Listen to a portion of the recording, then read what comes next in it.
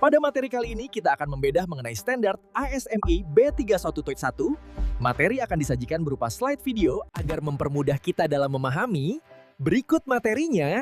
Selamat mengikuti. Salam quality.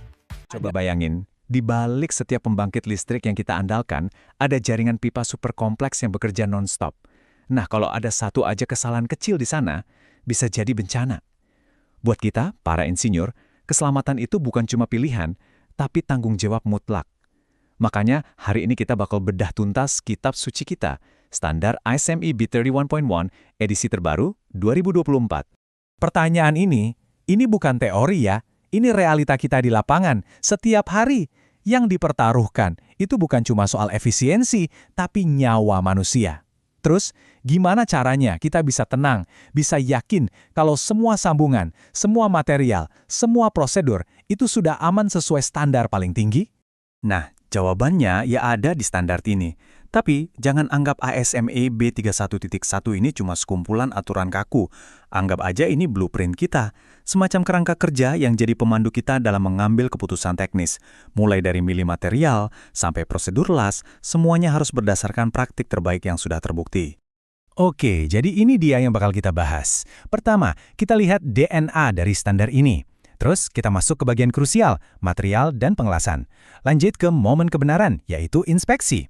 Gak lupa soal pengujian dan kriteria penerimaannya. Terus, gimana cara merawatnya dalam jangka panjang? Dan terakhir, saya kasih checklist praktis buat di lapangan. Baik, kita mulai dari dasarnya dulu. Apa sih sebenarnya filosofi inti atau DNA-nya B31.1 ini? Gini, pendekatannya itu super konservatif. Maksudnya apa? Standar ini sengaja dibikin dengan batas aman yang tinggi banget, mirip-mirip sama kodenya ASME untuk power boiler. Tujuannya itu bukan sekedar oke lah, tapi benar-benar keandalan maksimal yang bisa bertahan puluhan tahun. Jadi, intinya begini, kode ini bukan sekedar buat checklist doang. Bukan, ini soal menetapkan standar minimum yang super tinggi buat mencegah masalah bahkan sebelum terjadi. Anggap aja ini jaring pengaman kita. Dan ini menuntut kompetensi paling top dari semua orang yang terlibat, dari yang desain di kantor sampai yang las di lapangan. Oke, sekarang kita masuk ke tulang punggungnya sistem perpipaan. Apa itu? Ya, material dan pengelasan. Dua pilar ini yang nentuin integritas keseluruhan sistem. Dan percayalah, Kodean ngasih panduan yang detail banget soal ini. Coba kita lihat bedanya. Listed materials itu ibaratnya jalur tol. Udah aman, udah diverifikasi sama ASME. Tapi kenyataannya di lapangan, kita sering ketemu sama yang unlisted. Nah, disinilah peran kita sebagai insinyur diuji. Nggak bisa asal pasang. Kita harus lakukan kualifikasi penuh, tentuin sendiri tegangan yang diizinkan, dan catat semuanya. Ini bukan sekedar urusan kertas, tapi soal tanggung jawab penuh atas keselamatan. Lihat deh, standar ini detailnya sampai ke persiapan ujung las. Jadi, lasan yang bagus itu nggak dimulai dari nyala apinya, tapi dari persiapan yang matang. Pemotongan harus bersih, biar nggak ada kontaminasi. Persiapan ujungnya harus pas sesuai WPS, biar penetrasinya sempurna. Terus, ketebalan dindingnya nggak boleh kurang dari desain minimum. Setiap detail kecil ini penting banget buat kekuatan sambungan akhirnya. Oke, material udah dipilih, las sudah selesai. Terus, apa kerjaan kita udah beneran bagus? Gak bisa cuma ngarep kan? Kita harus buktikan. Nah, disinilah kita masuk ke fase inspeksi. Inilah momen kebenarannya, di mana setiap sambungan akan diuji. Nah, ini sering banget salah kaprah. Kode itu bedain antara inspeksi dan pemeriksaan. Inspeksi itu tanggung jawabnya owner proyek. Tugasnya memastikan semua persyaratan kode terpenuhi.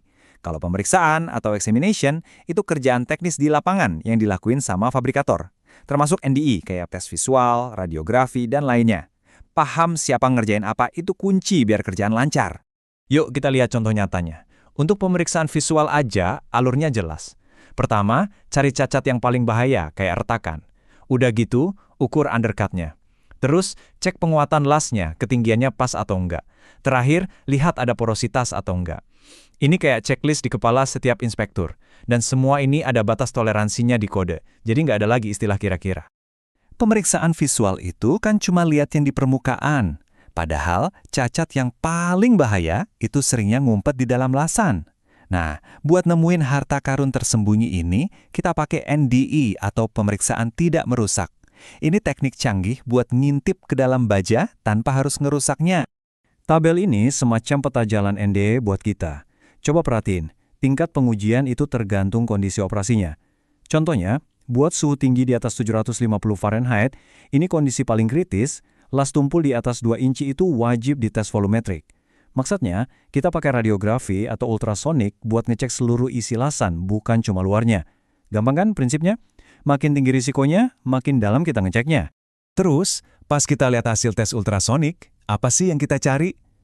Gampangnya gini. Kalau ada indikasi di atas 20% dari level referensi, itu harus diselidiki lebih lanjut. Terus, kalau nemu retak atau fusi yang nggak sempurna, itu udah pasti ditolak, nggak pakai nawar. Untuk cacat lain, ada batas ukurannya.